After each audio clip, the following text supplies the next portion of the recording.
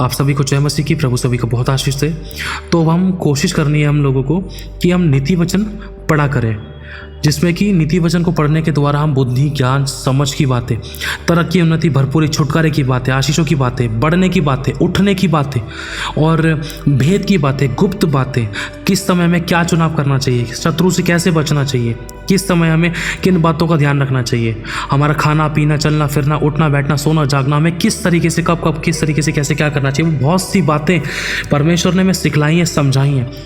एक बिजनेस कैसे करना है, आशीष कैसे पानी है, क्षमा कैसे करना है, प्रेम कैसे करना है, आज्ञा पालन कैसे करना है और दया कैसे करनी है, अच्छी जीवन को कैसे पाना है, पवित्र जीवन में कैसे चलना है, किन बातों से बच के रहना है, किन बातों को आज्ञा पालन में किस तरीके से कैसे करना चाहिए, किन बातों से हमें दूर रहना चाहिए, मतलब वो सब कुछ जो एक मनुष्य की ज़रूरत है इस जीवन को जीने के लिए, रोज़मर्रा के कामों में हमें क्या करना चाहिए, क्या नहीं करना चाहिए, किन बातों में ज़ुबान पर नियंत्रण रखना चाहिए, क्या मुंह से बोलना चाहिए, क्या नहीं बोलना चाहिए, हमारे मुंह के शब्द कैसे होने चाहिए, अगर हम गलत बोल रहे हैं, गलत विश्वास दिखा रहे हैं या अनाज्ञाकारिता दिखा रहे हैं, क्या खो सकते हैं, क्या नुकसान हो सकता है, क्या किस प्रकार की समस्या आ सकती है, कौन सा दंड आ सकता है। और अगर हम अच्छा कर रहे हैं, आज्ञा पालन कर रहे हैं, प्रभु के भय में चल रहे हैं और वचन, शिक्षा, आज्ञावरण वो सब कुछ कर रहे हैं जो प्रभु चाहते, तो उसके द्वारा हमें क्या आशीष मिलेगी। हमारी उन्नति, तरक्की, भरपूरी, संपूर्णता में परमेश्वर की संपूर्ण होने के लिए ना ये नीति वचन हम सभी के लिए दिए गए हैं। तो अगर हम रोजाना एक एक चैप्टर पढ़ें तो हमारे लिए बहुत ज़्यादा ब्लेसड है। और खुदावन हमसे बात करेगा, खुदा ने हमसे बहुत बात करी, हमें करेक्शन भी दी है। परमेश्वर का आत्मा हमसे बात करेगा किस परिस्थिति में हमें क्या, कैसे, कब, किस तरीके से, कब, क्यों करना चाहिए।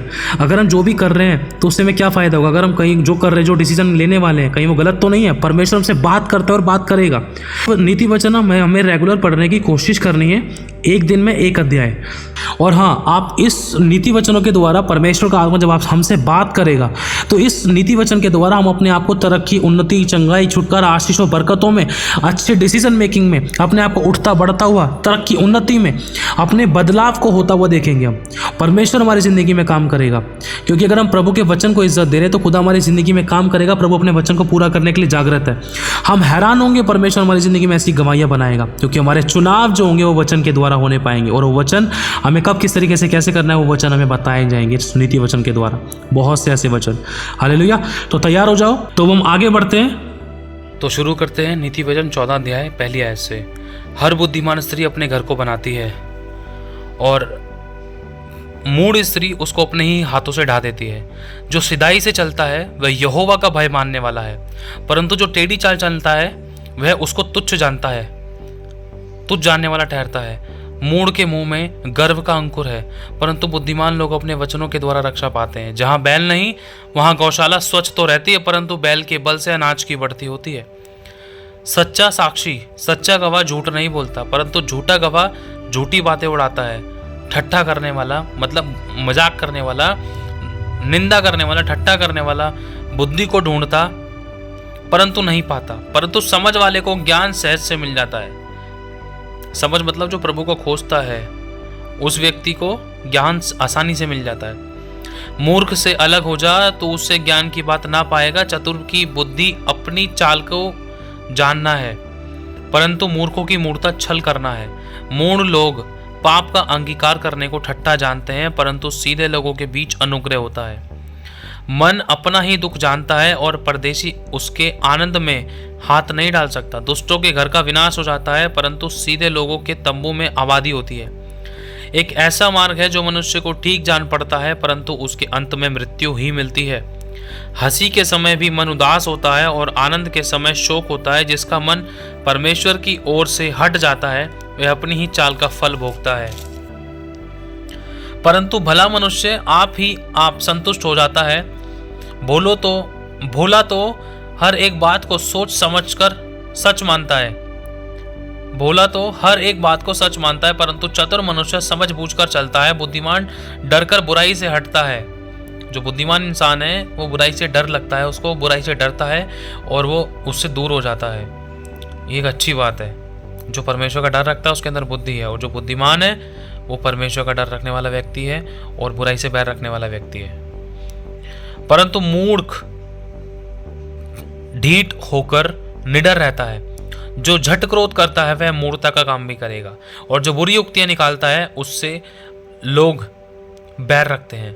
भूलों का भाग मूर्ता ही होता है, परंतु चतुरों को ज्ञान रूपी मुकुट बांधा जाता है। बुरे लोग भलों के सम्मुख और दुष्ट लोग धर्मी के फाटक पर दंडवत करते हैं। निर्धन का पड़ोसी भी उससे घृणा करता है, परंतु धनी के बहुतेरे प्रेमी होते हैं। जो अपने पड़ोसी को तुच्छ जानता है वह पाप करता है, परंतु जो दीन लोगों पर अनुग्रह करता है वह धन्य होता है।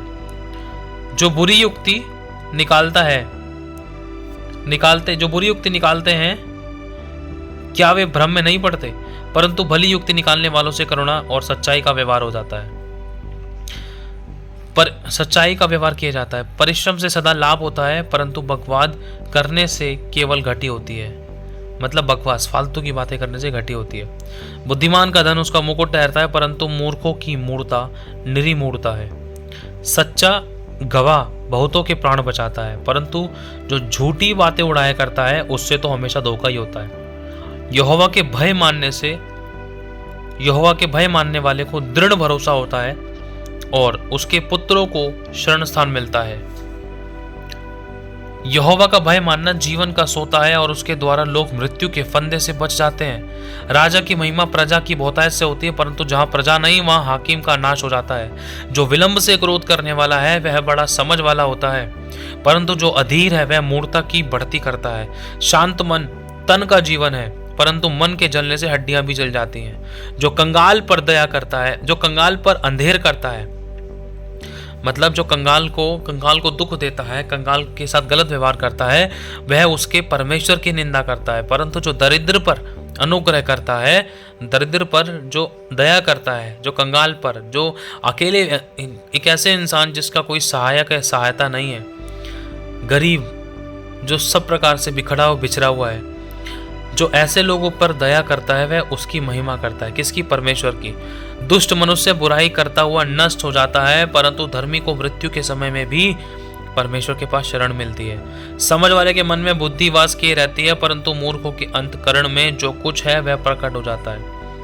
जाति की बढ़ती धर्म ही से होती है, परंतु पाप से देश के लोगों का अपमान होता है। जो कर्मचारी बुद्धि से काम करता है वह उस पर राजा प्रसन्न होता है, परंतु जो लज्जा के काम करता है उस पर वह रोष करता है। हालेलुया। प्रभु सभी को बहुत आशीष दे।